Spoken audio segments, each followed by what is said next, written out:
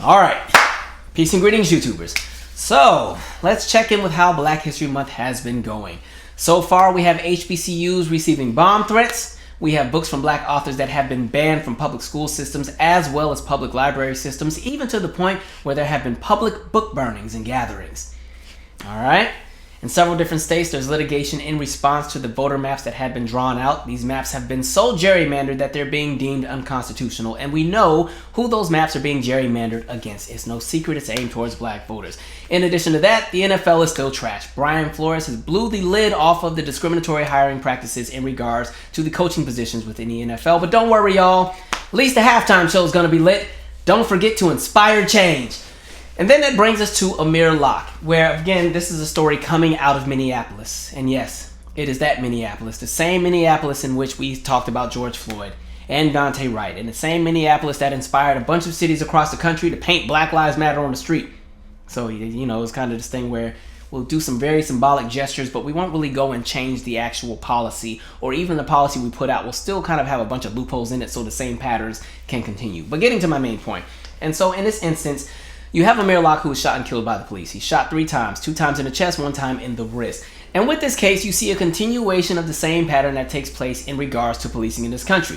The police kill somebody, the public has questions. The police give answers, and normally those answers are along the lines of all the I's were dotted, the T's were crossed, we followed the best protocol, we did everything to the highest of standards, and really what happened was the individual who can no longer speak for themselves because we killed them, you know, they were impulsive, they were reactive, they were a threat, you know, they pointed a gun at us, they were gonna start shooting us, you know, they threatened our lives, they said they were gonna kill our puppy, or anything like that. Or even when you see the cases where it's a traffic stop and somebody's been killed, you always hear that narrative of, oh, he reached for my gun, they reached for my gun. And then when you look at the details, it was like, okay, they got pulled over, they had a joint in their pocket, a marijuana joint, no other priors, nothing else that would tie them to anything bigger. And it's like, you mean to tell me that somebody who would have just pretty much had a misdemeanor, been dropped off at the jailhouse, probably would have been home by 4 p.m., would have gone to court, got community service, and moved on with the rest of their life. In that moment, that little piece of a joint that was in their pocket was going to warrant them to go and reach for your gun and try to kill you over a marijuana charge. Y'all gonna have to do better than this. It kind of reminds me of that case with the guy that was handcuffed in the back of the police cruiser, and they said he shot himself in the head. I was like, how did y'all frisk him? You know, if you frisked him, how did he get in the car with a weapon? And how did he have such good aim where he was able to somehow pull a gun out of his pocket with his hands cuffed behind his back, aim perfectly, shoot himself in the head? And again, that was around a marijuana charge. I'm like, y'all just be saying any and everything and think people are supposed to buy it. But anyway, going back to my pattern, we're now in this space where in the past, once they would have that press conference, that was it. Normally, there would be no other follow-up. People could protest and cry as much as they want, but without any additional evidence or anybody within the police force that would really tell on themselves or tell on anybody else, that was the end.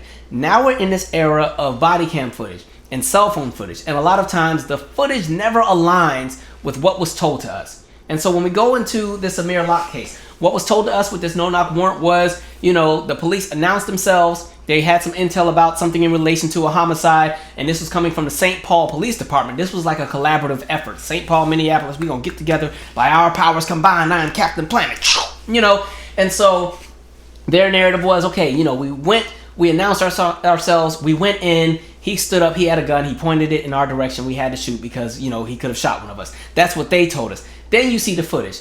The police show up, they have a key to get in the unit. I don't know how they got the key, but whatever. They have the key to get in the unit. They enter, then they announce themselves, and you do see him under the blanket. You do see a gun, but the gun, based on what everybody can see in the video, the gun wasn't pointed at anyone because within 9 seconds, he was already dead. You know, there was literally 9 seconds to comply. And I think people need to also kind of think about, you know, a lot of these no-knock warrants, one of the reasons why we're seeing so many incidents is 9 seconds, and that's actually pretty gracious compared to some other folks. You know, Tamir Rice got 2.5 seconds to comply. But, you know, I don't think people realize if you're going to bust into somebody's house, one, I've always said, y'all need to have one officer doing all the talking because y'all got 30 officers barging there, and the only thing that the person can hear as they're being startled and awakened is like, and it's everybody and their mama's doing that. Every police officer's hollering, hooting, and hollering. Nobody knows what's happening. And then, of course, one shot goes off. And once one police officer shoots, everybody's shooting. It turns into a movie. Like, everybody just wants to shoot. Because everybody's trigger happy. Nobody knows what they're shooting at or what they're shooting towards. They just know somebody started shooting, so they shooting too. And before you know it, somebody's dead. And so, you know, that's pretty much what happens in that video. But even the piece about them not knocking, they go into the apartment and announce themselves.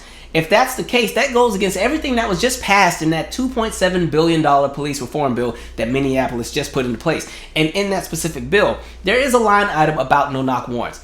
One portion was that they were going to change the process of approving a no-knock warrant. If it didn't have anything to do with first-degree murder, a kidnapping, or something so detrimental to public safety, then pretty much it would need to be a regular warrant where the police go, knock on the door, and they enter. And so the other piece that was added was if you were going to do a no-knock warrant, the police had to announce themselves before entering the unit. And when you see that video, that does not take place. The police have already used the key, quietly entered, and once they got in, then that's when they announced themselves and started hooting and hollering. That may not seem like a big deal, but that handful of seconds of announcing themselves before they would have gone into the door may have given Amir Locke a little bit more time to process what was actually happening. Because again, like I said, in a lot of these situations, the police barge in and people are already a little disheveled because they just got awakened out of their sleep. You take a minute to figure out what's happening, okay? This is why so many people stub their toes walking to the bathroom at 2 and 3 in the morning. They don't even know what's happening, can't see straight. They just know they gotta pee. And so here we are, and now you're seeing, again, this same kind of nonsense where,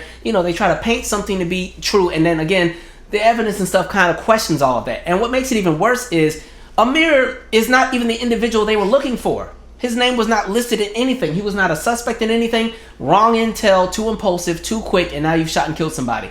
And I know some people are going to say, oh, but he had a gun. And I'm like, you know, it's so interesting how we pick and choose when folks want to all of a sudden be pro-gun rights. It's interesting that anytime black people have a gun, the conversation becomes, what were they doing with a gun? Why did they have one? It's never a conversation of their constitutional right, because we know when it comes to white folks get celebrated for parading around with guns, all right? They can show up to school board meetings and they're pissed off because of a mask mandate, or they're pissed off about what's being taught in the schools, and they can show up with guns and it's not an issue. They can even threaten to go and do whatever they need to do, lock and load, because I don't like what's going to happen. We're going to make some changes around here, and it's celebrated as being a patriot. They can show up to state houses and government buildings and pissed off because of whatever happened in regards to the law, and show up ready, armed, and it is what it is, and nothing ever happens, right?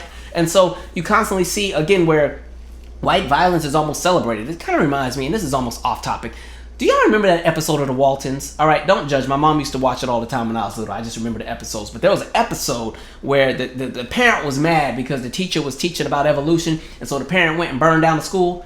And I think he burned down the Walton's house too. But yeah, literally that same kind of energy where, again, violence is always almost celebrated. And then on the other side, when it comes to black individuals, they're not even doing anything violent. They just have a gun, and it's a problem. And mind you, his gun was legally registered. He had the right to own it. But it's interesting how the Second Amendment seems to only protect certain groups of people. And so you just continue to see the same nonsense. But when we talk about these no-knock warrants, people should have learned from Brianna Taylor.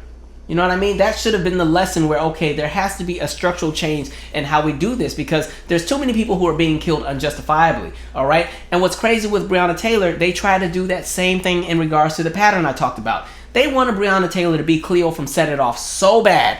They needed to find something on her. Like, she ain't got no, you know, gunpowder or nothing on her wrist. Y'all can't find nothing?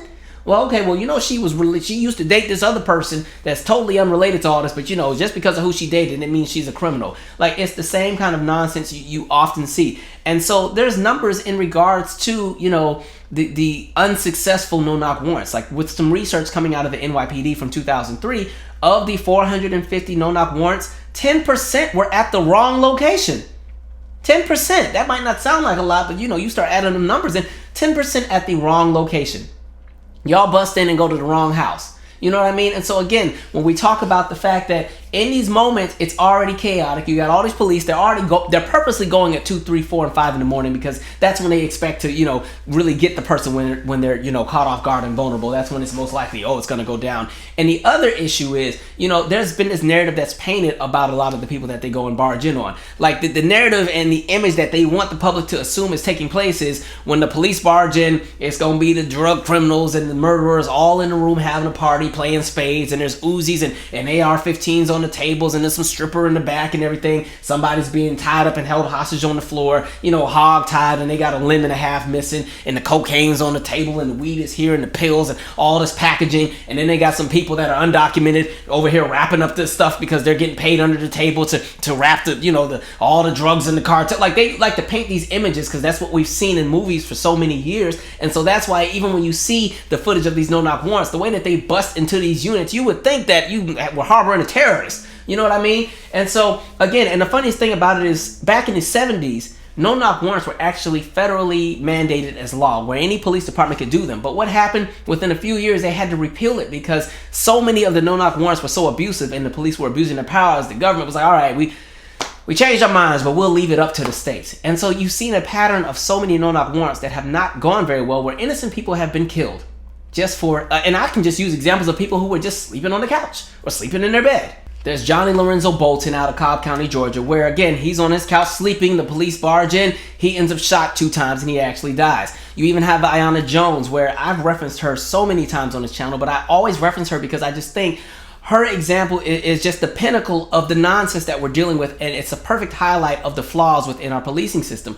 But in that situation, this one was for a reality show. You know, they were taping the show Detroit SWAT, right? You know, we're going to really show the masses what the police have to go through because it's a danger zone out there. It's a war zone. We got to go and we got to bust in there with the guns and the cameras. You're going to really see the action. And so they throw the flash grenade into the girl's window and it blows up, and then the police barge in and she ends up getting shot in the neck. And what's worse with that case is the officer that shot her was like, I couldn't even see what I was shooting at because the smoke from the grenade was in the room. So it's like, so y'all would just shoot and just shoot again. Again, like I said, they just go in there and just start shooting because, again, it's a war zone out there. Like, they want everything to be a scene out of New Jack City. It's chaos. And what makes it even worse with that one is even the litigation around the trial. Like, the fact that there was a mistrial. The jury couldn't even decide whether the police were guilty or not. Because, again, when you continue to push in that kind of narrative of good guys and bad guys and push this narrative of, okay, especially if they're in a black neighborhood, if they're in the hood, if they're in an area that's not affluent and everything, they must be up to no good anyway. They must be selling drugs. Yeah, it's a little girl that got killed, but there must have been drugs under her bed. You know, they paint that narrative. And so when you get to that element of the jury, you know, and that trial by, you know, a bunch of your peers and everything like that, by the time they finish striking all these different people from the jury, half the jury is so bought into the propaganda that's taught with us that, you know, it's hard sometimes for people to see the humanity that exists within those who were killed. They just see them as aggressors and criminals. And so this is why so many police have been able to get off for so many years. And it's just absolutely ridiculous. And then you also have Don Clark, who, again, this was a 63-year-old disabled military vet. Shot and killed on his couch, police barge in, and again, shot and killed, okay? You even have Alberta, and this one's out of New York, Alberta Spurett, I think, or Spurel, I said last name wrong, right? 57 years old. The police are in the wrong house. This woman has a heart attack and dies, all right? Because again, remember how we said these moments are so chaotic the way they just bust in? Like, and then there's even that toddler where, again, flash grenade, only it landed in the baby's crib. The baby had to get put into a medically induced coma because they were about to die. But again, you just keep seeing the same nonsense. And there's even a discrepancy in how the victims are treated when we bring in the conversation of race. You have the man Marvin Guy out of the state of Texas. And back in 2014, around 5 a.m., another no-knock warrant, they bust in there. He thought somebody was breaking into his house, so he shot and killed one of the police officers. They have him on trial for capital murder. And the worst part is his trial still hasn't started. It's been 7 years. They still got him sitting in a cell. All right. On the flip side, there was another guy named Henry McGee, where, again, the exact same situation. No-knock warrant. He shoots and kills the police officer because he thought somebody was breaking in the house to kill his pregnant girlfriend. Guess what happened with him? His charges have been dropped. What's the difference? He's a white man. And so you're just seeing the narratives that exist and just the discrepancies that exist in regards to policing. These no-knock warrants got to go because they're not, clearly the intel is not where it needs to be. And my thing is, if you're going to have these kind of mistakes, then the consequences need to match up to the damage. There's too many people that are being either disabled or disfigured or killed, and nothing really happens to the police. And it's normalized and it's routine. And again, the people who are the victims, they're vilified in the media. They're painted to be criminals. They try to find something that they must have done wrong. You know, black people are not given that grace in this country to be law-abiding citizens. It's something you must have done to deserve it. Anyway, happy Black History Month.